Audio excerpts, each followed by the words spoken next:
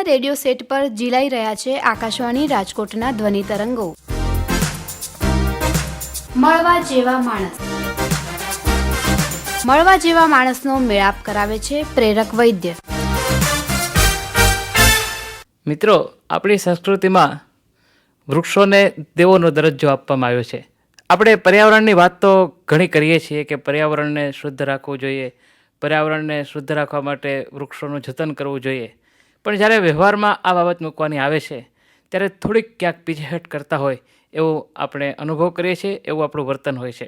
પણ એવા કેટલાક મુઠ્ઠીભર માણસો છે કે જે ખરેખર આજના સમયમાં પણ વૃક્ષને દેવ માનીને એને ઉછેરે છે, એની પૂજા કરે છે અને જેને કહેવાય કે રોજબરોજ વૃક્ષોની જે ટાળવાળ કરવી, જેને આપણે કહીએ, એને પૂજા તરીકે એ પોતાના રોજબરોજના જીવનમાં અપનાવે છે. આવા એક વ્યક્તિ, ગુજરાતનું ગૌરવ કહી શકાય એવા આપણા સૌરાષ્ટ્રના રત્ન સમાન વ્યક્તિ એટલે તાલાલા ગીરની નજીક આવેલ રમણેચી ગામે વૃક્ષ દેવની આરાધના કરવા માટે થઈને ધૂણી ધખાવનાર એવા ગફારભાઈ કુરેશી. કુરેશી બાગ એન્ડ નર્સરી એ એમનું સ્વપ્ન છે અને આ સ્વપ્ન સાકાર એમણે એ રીતે કર્યું છે કે ત્યાં તેમણે 3000થી પણ વધારે પ્રકારના વૃક્ષો, એના મધર પ્લાન્ટ્સ કહીએ તો 5000 જેટલા મધર પ્લાન્ટ્સ એમણે ઉછેર્યા છે. અને એક મિશન સાથે કે અત્યાર સુધીમાં લગભગ 26 લાખ રોપાઓનું તેમણે વિતરણ કર્યું છે અને એમાંથી લગભગ 20 લાખ રોપાઓ અત્યારે જીવંત વૃક્ષ તરીકે ગફારભાઈની પ્રેમની સાક્ષી પૂરે છે. ગફારભાઈએ એમના જીવનનું એક મિશન બનાવ્યું છે કે તેમણે 1 કરોડ વૃક્ષો વાવવાનો એક સંકલ્પ કર્યો છે અને એમાં દિન પ્રતિદિન આગળ વધી રહ્યા છે. આ ઉપરાંત ગફારભાઈની એક વિશેષતા છે, એની તો આપણે એમની સાથે વાત કરશું ત્યારે આપણને જાણકારી મળશે, કારણ કે એમની સાથે વાત કરવામાં વધારે સમય આપણે લેવો છે એટલે પરિચય એમની સાથેની વાતચીતમાંથી જ આપણને મળી રહેશે. સૌથી પહેલાં તો આકાશવાણીના સ્ટુડિયોમાં ગફારભાઈ, તમારું ખૂબ ખૂબ સ્વાગત. નમસ્કાર. ગફારભાઈ, રમણેચી જેવું નાનકડું ગામ અને એમાં જેને કહેવાય કે બહુ ઓછી કહી શકાય તેવી જમીન, પણ એમાં પણ તમે જે 5000થી વધારે વૃક્ષોના મધર પ્લાન્ટ્સ એનું સંવર્ધન કર્યું છે અને એ જે આખે એક મિશન તરીકે તમે તમારા જીવનના એક ધ્યેય તરીકે એક કાર્યને અપનાવ્યું છે, એ અત્યારે બરાબર છે કે તમે એક કામ વધાર્યું છે, પણ એની શરૂઆત તો તમારા બાળપણમાં તમે કોઈ સપનાઓ જોયા હશે કે આ પ્રકારનું કામ કરવું છે, તો આપણા બાળપણ વિશેની થોડીક વાત કરશો? મારું બાળપણ પણ જૈફ લોકોના સંપર્કની અંદર વીતું. મારા પિતાજીની જ્યારે 90 વર્ષની ઉંમર હતી ત્યારે મારી ઉંમર 18થી 20 વર્ષની હતી. મારા પિતાજીના જે 90 વર્ષ અને 90 વર્ષથી ઉપરના જે મિત્રો હતા એ મોટાભાગે દરેક બૌદ્ધિક લોકો હતા અને દરેક સંપ્રદાયના હતા. મારા પિતાજી વહેલી સવારે 4 વાગે અમારી વાડીએ આવી જતા અને આજુબાજુના જે જીવંત વાળો હોય એમાંથી ફૂલ ચૂંટતા. અને આ ફૂલ એમના જે મોટાભાગના મિત્રો હતા જેમની ઉંમર પણ 90 અને 90થી વધુ વર્ષની હતી, એ પણ મોટાભાગે વૈષ્ણવ સંપ્રદાયના હતા. બરાબર. મારા પિતાજી મારી 18 વર્ષની ઉંમરથી લઈ અને 90 વર્ષની ઉંમર સુધી મેં જોયું કે આ જે ફૂલ છે એ વહેલી સવારે 4 વાગે મારા પિતાજી આવી અને મોટો એક ફૂલનો પરડિયો બનાવે પાંદડાની અંદર, અને એમના જે વૈષ્ણવ સંપ્રદાયના જે મિત્રો હતા એ 5 કે 5:30 વાગે ફરીથી આવે અને એ ફૂલનો પરડિયો એ લોકો હવેલીની અંદર પધરાવવા માટે લઈ જાય. બરાબર. મારા પિતાજીએ કદી આ ફૂલના પૈસાની અપેક્ષા રાખી નહોતી. હા, એની પાછળનું અમને ફળ એ મળ્યું કે મારા પિતાજીના જે મિત્રો હતા એ ફરીથી સાંજના મારા પિતાજી પાસે આવતા અને હવેલીમાંથી પ્રસાદનો પૈડિયો લઈને આવતા. ત્યારે અમારી આર્થિક પરિસ્થિતિ ઘણી નબળી, એટલે આ પ્રસાદ અમે અમારી ગરીબીના વખતમાં ખૂબ આરોગ્યો. મારા પિતાજી અમારું જે 4 વીઘાનું જે પિયત થતું હતું કુલ 10 વીઘામાંથી એમાં કોષથી પિયત થતું હતું. બરાબર. મારા પિતાજી કોષથી ચલાવીને આ 4 વીઘામાં વૃક્ષ વનસ્પતિ ને પાણી પીવડાવતા. ઘણી વખતે કોષની અંદર જે વ્રત નામનું સાધન વપરાય એ પણ નવું લેવા માટે સગવડ ન થતી, તો એને રિપેરિંગ કરીને પણ એ પોતે કોષ ચલાવતા. અમારું તો પાણી કે ઝાડપણને પાણી મળતું, પણ આજુબાજુના જે અમારા ખેડૂતો હતા એને પણ જરૂરત પૂરતું કોષનું પાણી પૂરું પાડતા મારા પિતાજી. ઓહો. ઘણી વખતે એમના ઘણા મિત્રો એમને એમ પણ કહેતા કે મહમ્મદભાઈ, આપની પાસે વ્રત લેવાની સગવડ નથી અને બધાને પાણી મફત આપો છો. ત્યારે મારા પિતાજી હસતા હસતા કહેતા, અરે આનંદભાઈ, અરે દયાશંકરભાઈ, આપને એટલી પણ ખબર નથી કે હું પુરુષોત્તમ પટેલને પાણી નથી આપતો, એમના ઝાડવાને આપું છું. ઓહો. તો એ વખતથી મારી બચપણની ઉંમરથીને જ આવા જૈફ લોકો સાથે મારો લગાવ હતો. ઘણી વખતે આવા જૈફ લોકો બધા મારા પિતાજી પાસે વાતે વળગતા અને વાતો કરતા કે હવે તો કળિયુગ શરૂ થયો, કળિયુગ માનવ જાતને તો લાગી ચૂક્યો, પણ હવે ઝાડવાને પણ આ કળિયુગ લાગવાનો. આ કળિયુગની અંદર લોકોને ઝાડવા પ્રત્યેની રુચિ ઓછી થશે. ઝાડવામાં લોકોને ભગવાનના દર્શન નહીં દેખાય, ઝાડવાનું લોકો સંવર્ધન નહીં કરે, ઝાડવા કે વનસ્પતિના લોકો ગુણધર્મ નહીં જાણે. પણ આવા કળિયુગમાં જે વ્યક્તિ વૃક્ષોને ઓળખશે, વૃક્ષોનું સંવર્ધન રાખશે, વૃક્ષની અંદર ભગવાનના દર્શન કરશે, એને કળિયુગની અંદર પણ લોકો ઇજ્જતથી જોતા હશે ને ઇજ્જતથી એવી વ્યક્તિ જીવતી હશે. તો મને એમ થયું પિતાજીના અવસાન પછી કે વૃક્ષ વનસ્પતિ પ્રત્યે તો આપણે ખરેખર લગાવ રાખવો જોઈએ. અને જૈફ લોકો પાસેથી એ પણ સાંભળેલું કે વૃક્ષ વનસ્પતિ ઉછેરો કે મંદિર મસ્જિદ ગીરજાઘર કે ગુરુદ્વારા બનાવો, એમાં કશો જ તફાવત નથી. સાચી વાત. તો માનવ સેવા કરનારો તો ઘણો વર્ગ ઉપલબ્ધ મેં જોયેલો, પણ વૃક્ષ વનસ્પતિની સેવા કરનારો વર્ગ મેં બહુ જોયેલો નહીં. એટલે 1970થી મેં વૃક્ષ વનસ્પતિ પ્રત્યે લગાવ રાખવાનું શરૂ કર્યું. મજૂરી કરતાં કરતાં વૃક્ષ વનસ્પતિના રોપાઓ જ્યાંથી મળે ત્યાંથી લાવી અને અમારા ફાર્મની અંદર વાવવાનું શરૂ કર્યું.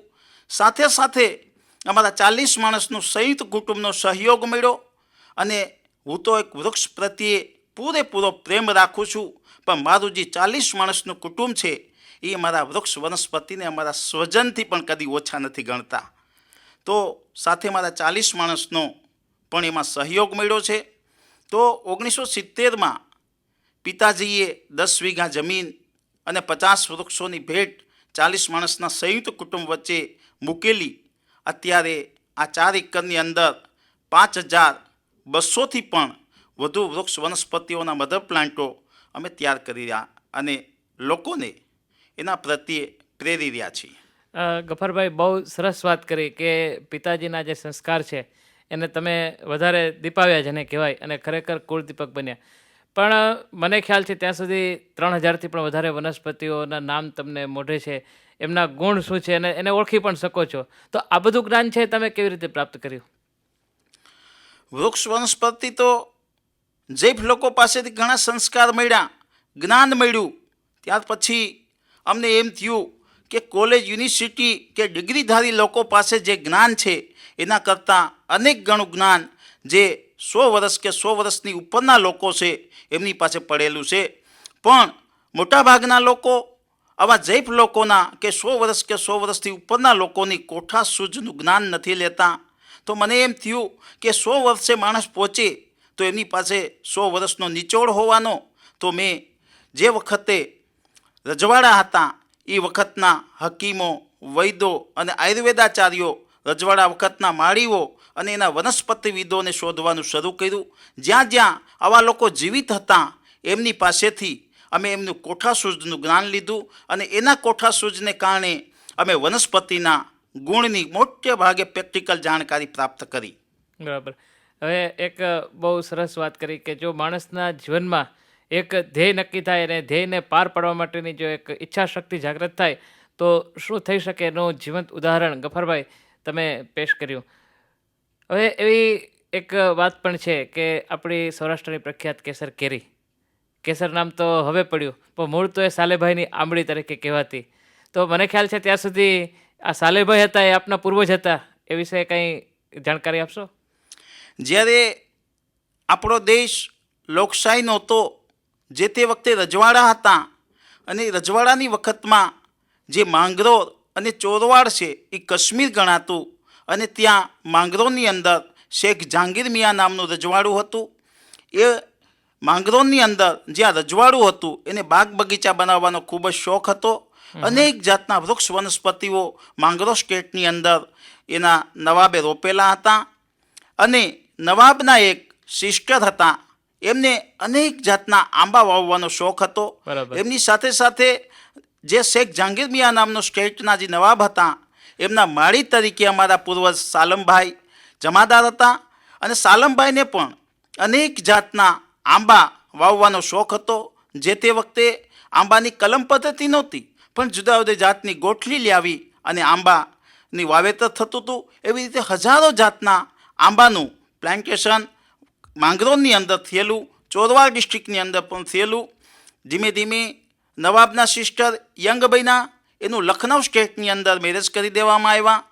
નવાબના સિસ્ટર લખનઉ ગયા પછી ફરીથી માંગરોળ સ્ટેટમાં આવ્યા, ત્યારે મોટાભાગના જે બાગાયતદારો હતા એને બોલાવવામાં આવ્યા અને એને કહેવામાં આવ્યું કે ફક્ત તમારે માંગરોળ સ્ટેટ કે જુનાગઢ સ્ટેટની અંદર જ અનેક જાતની કેરીઓ થઈ છે એવું નથી, અમારા લખનઉ સ્ટેટની અંદર પણ અનેક જાતની કેરીઓ પાકે છે. તો એક વખત નવાબ અને નવાબના જે મળતિયા મોટાભાગના બાગાયતદારો હતા અથવા એના માનીતા બાગાયતદારો હતા, એવા લોકોનું એક પ્રતિનિધિ મંડળને નવાબના સિસ્ટરે લખનઉ આવવાનું આમંત્રણ આપ્યું. નવાબે એ આમંત્રણ સ્વીકાર્યું અને માંગરોળ સ્ટેટના મોટાભાગના બાગાયતદારોને સાથે લઈને નવાબ લખનઉ સ્ટેટમાં ગયા. જે તે વખતે લખનઉની અંદર કેરીની સિઝન શરૂ હતી. અનેક જાતની 2-5 દિવસની રોકાણ દરમિયાન અનેક જાતની કેરીઓ એ લોકોને ખવડાવવામાં આવી મિજબાનીની અંદર. એમાં કલ્યાણદાસ શાહ નામના એક વાણિયા પણ બાગાયતદાર તરીકે ત્યાં ગયેલા, શાલમભાઈ પણ ગયેલા. અનેક લોકોનું પ્રતિનિધિ મંડળ ત્યાં લખનઉ ગયેલું. સૌરાષ્ટ્રમાં અને ખાસ કરીને માંગરોળ સ્ટેટ અને જુનાગઢ સ્ટેટની તો અનેક જાતની કેરી આ લોકો ખાઈ ચૂક્યા હતા, પણ લખનઉ સ્ટેટની અંદર એવી કેરી એક દિવસ એને ખાધી કે આવી કેરીનો સ્વાદ એને કદી માંગરોળ સ્ટેટ કે જુનાગઢ સ્ટેટની અંદર ખાધો નહોતો કે લીધો નહોતો. તો કલ્યાણદાસ શાહે માંગરોળ સ્ટેટના નવાબ જહાંગીર મિયાને પૂછ્યું કે નામદાર, આપણે માંગરોળ સ્ટેટ અને જુનાગઢ સ્ટેટની તો અનેક કેરી ખાઈ ચૂક્યા છીએ, પણ આજે જે આપણે આ કેરી ખાધી એવો ટેસ્ટ તો કદી આપણને માંગરોળ કે જુનાગઢ સ્ટેટમાંથી નથી મળ્યો. તો જે લખનઉ સ્ટેટના સગાવાલા હતા એને પૂછવામાં આવ્યું કે ભાઈ આ કેરીનું નામ શું? તો એ લોકોએ જણાવ્યું કે અમે તો ભાઈ આ કેરીને લખનવી આંબળી તરીકે ઓળખીએ છીએ.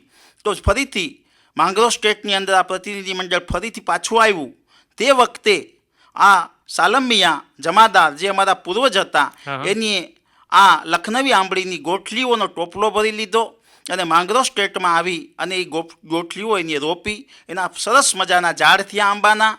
અને જ્યારે એમાં કેરી આવી ત્યારે અમુક કેરી તો લખનવી આંબળી ટાઈપના ટેસ્ટ જેવી ન થઈ, પણ પાછળથી 10-15 આંબા એવા તૈયાર થયા કે જે 10 વર્ષ પછી એમાં કેરી લાગી. અને એ કેરી જ્યારે પાકી ત્યારે ઓરિજિનલ લખનવી આંબળી ટાઈપના ટેસ્ટ જેવી થઈ.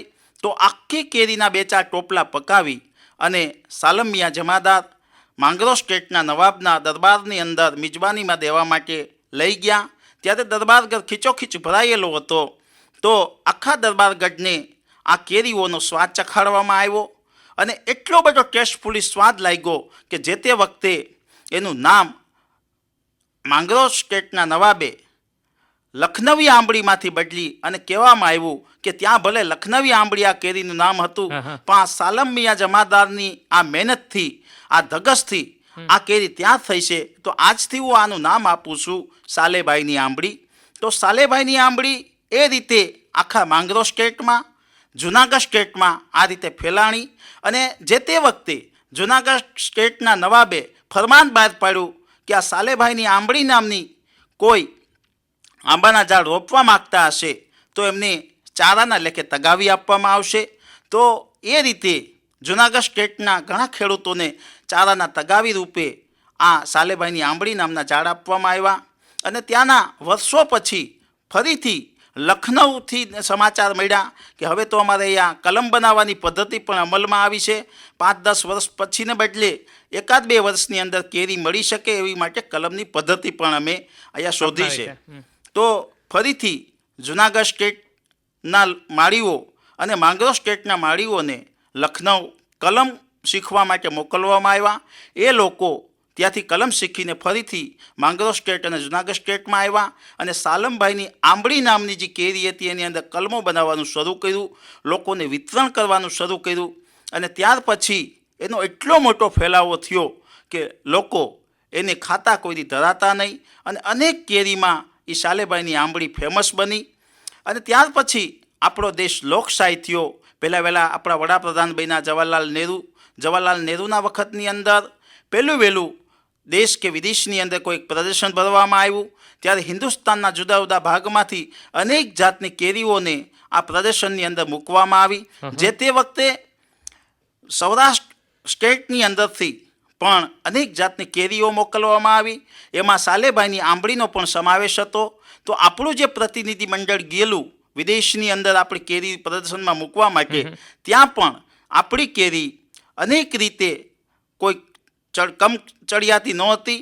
અને સાલેભાઈની આંબળી વિશ્વ લેવલ ઉપર અનેક રીતના ચકાસણી થયા પછી ફર્સ્ટ નંબરે આવી. પણ હંમેશા અંગ્રેજો હિન્દુસ્તાનના કટ્ટા દુશ્મન હોવાને કારણે હિન્દુસ્તાનની આ સારી કેરી, હિન્દુસ્તાનની કોઈ એવી વ્યક્તિ વિશ્વ નામ ન કમાય એટલે માટે જે આપણું પ્રતિનિધિ મંડળ ગયું હતું એને અનેક રીતે વિશ્વાસમાં લઈ અને એનું નામ બદલી નાખવા માટેની ભલામણ કરવામાં આવી. અને અંગ્રેજોએ આ જે પ્રતિનિધિ મંડળ આપણું ગયું હતું એને વિશ્વાસમાં લઈ અને કીધું કે ભાઈ આ કેરી છે એ તો એટલી બધી સરસ કેરી છે કે વિશ્વમાં એનો કોઈ જોટો મળે એમ નથી. અને આ સાલેભાઈની આંબળી નામ એ તો કોઈ નામ ન ગણી શકાય. આનું નામ તો ઓરિજિનલ કેસરી કલરને કારણે એનું નામ તો કેસર હોવું જોઈએ.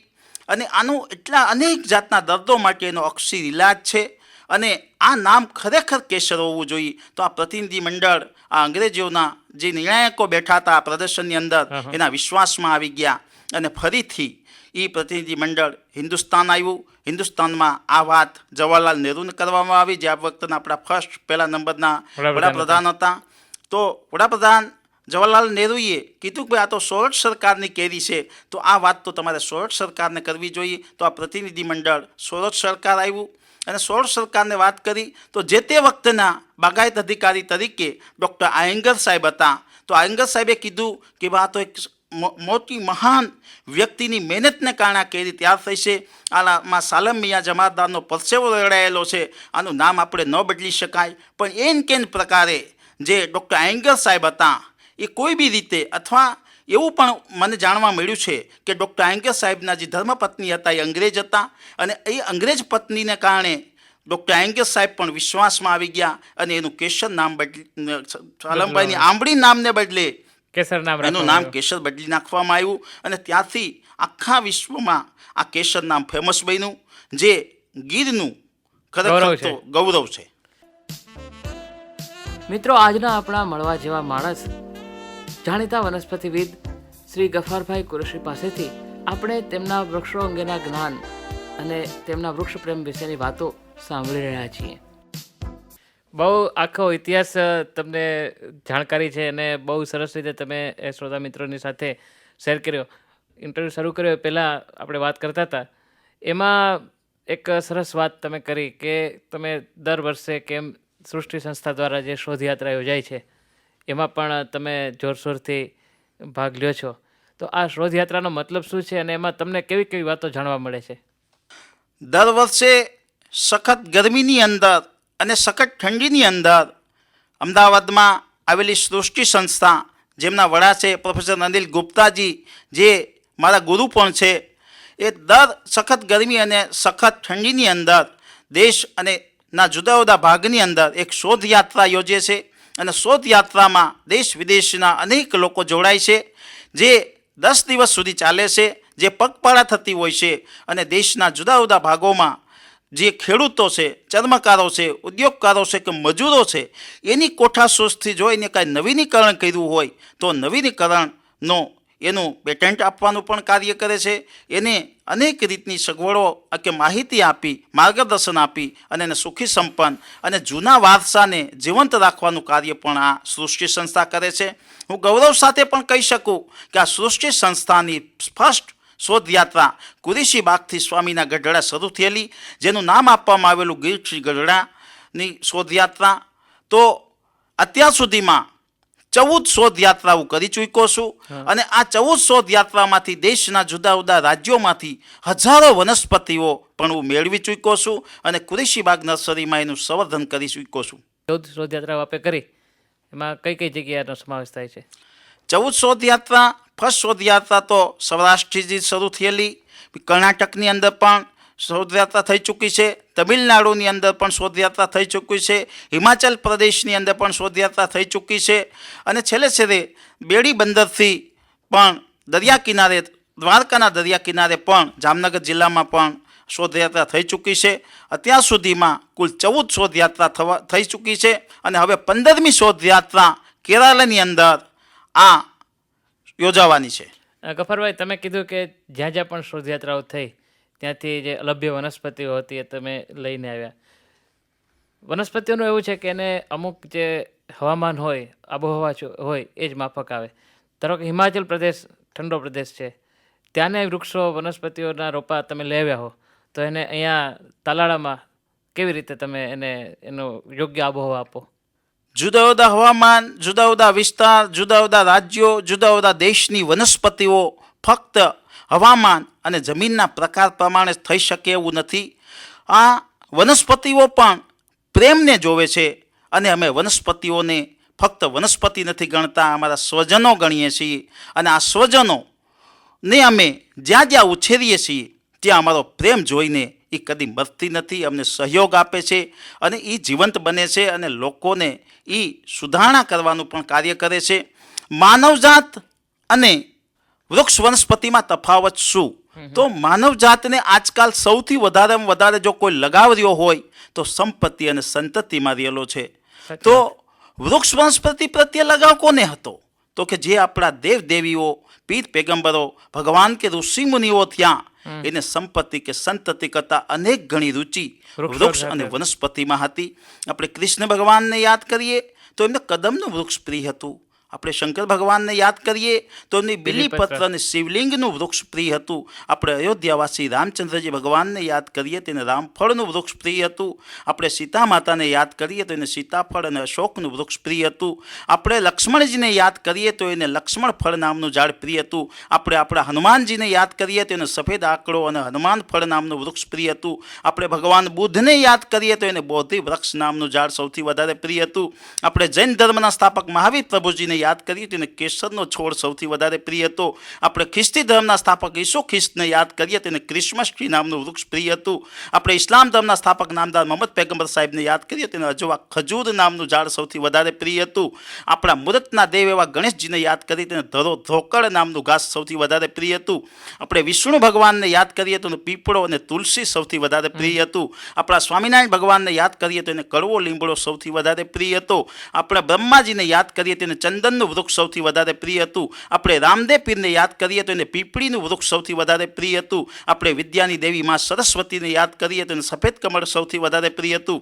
આપણી પૈસાની દેવી માં લક્ષ્મીજીને યાદ કરીએ તો એને લાલ કમળ સૌથી વધારે પ્રિય હતું. આપણી સતી સાવિત્રીજીને યાદ કરીએ તો એને વડનું વૃક્ષ સૌથી વધારે પ્રિય હતું. મહાભારતનું પાત્ર અર્જુનને આપણે યાદ કરીએ તો એને સફેદ સાજળ નામનું ઝાડ પ્રિય હતું. આપણા ક્ષત્રિયોને આપણે યાદ કરીએ તો એને ખીજડોનું વૃક્ષ સૌથી વધારે પ્રિય હતું. આપણા પૈસાદાર ભગવાન તિરુપતિ બાલાજીને આપણે યાદ કરીએ તો એને પારિજાત નામનું વૃક્ષ સૌથી વધારે પ્રિય હતું.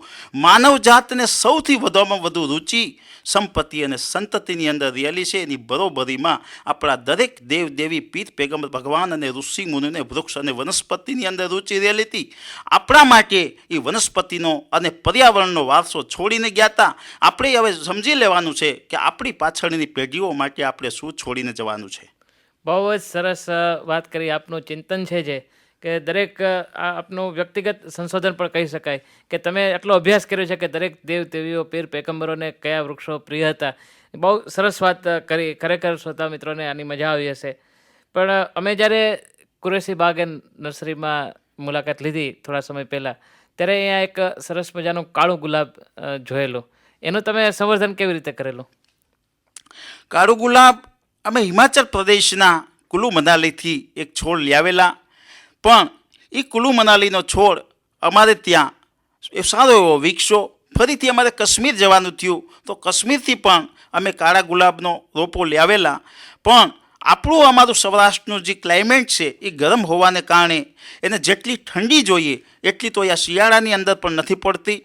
છતાં અમે એ પ્રયત્ન એટલું કર્યો છે કે અમે જ્યાં કાળા ગુલાબનો જે રોપો છે, જે કલમ છે, એમની અમે બરફનો ગાંગડો એને થડે મૂકીએ છીએ અને વધુમાં વધુ એને ઠંડુ હવામાન કેવું મળે એવો પ્રયત્ન કરીએ છીએ. અને અમારી ખરેખર તો એના પ્રત્યેનો પ્રેમ ભાવ જોઈ અને એવું મન છે કે અમારે ત્યાં ગુલાબનો છોડ વિકસો છે. અને કાળો ગુલાબ હોય કે કોઈ પણ જાતનો ગુલાબ હોય, 300થી વધારે જાતિના ગુલાબ અમે કુરેશી બાગની અંદર ઊભા કર્યા છે, પણ અમે એને ગુલાબ તરીકે નથી મૂલવતા. અમે તો અમારા એના સ્વજન તરીકે મૂલવીએ છીએ. અને સ્વજન રૂપે જો કોઈ વસ્તુ આપણને નિરખવામાં આવે તો કદી આપણને કોઈ ભૂલ ન ખબર. બહુ સરસ વાત છે કે એક સ્વજન તરીકે જો દરેક વૃક્ષનો ઉછેર થાય તો પર્યાવરણ સુધારણાની વાત ન કરવી પડે, આપોઆપ પર્યાવરણ સુધરી જતું હોય છે. ગફારભાઈની વાત સાંભળીને આપણને એમ થાય છે કે ગફારભાઈ વાતો કર્યા કરે અને આપણે સાંભળ્યા કરીએ. હજુ આપણે વાતો કરવાની ઘણી બાકી છે, પણ તે આવતા મંગળવારે કરીશું. ગફારભાઈએ જે કેડીઓ કંદરાઓ ખૂંદીને પોતે જે જ્ઞાન મેળવ્યું છે એવી ઝંખના આપણને દરેકને હોય છે. અને એટલા માટે જ મને લાગે છે કે કવિશ્રી ઉમાશંકર જોશીની આ રચના અત્યારે આપણે સાંભળીએ તે બહુ યોગ્ય ગણાશે.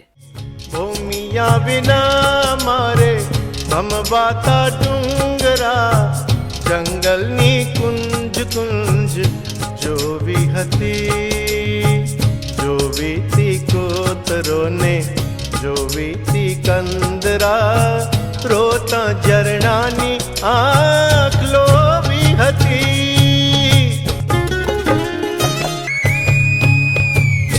સુના સરવરિયાની સોનેરી પાળે, હંસોની હાર મારે ગણવી હતી.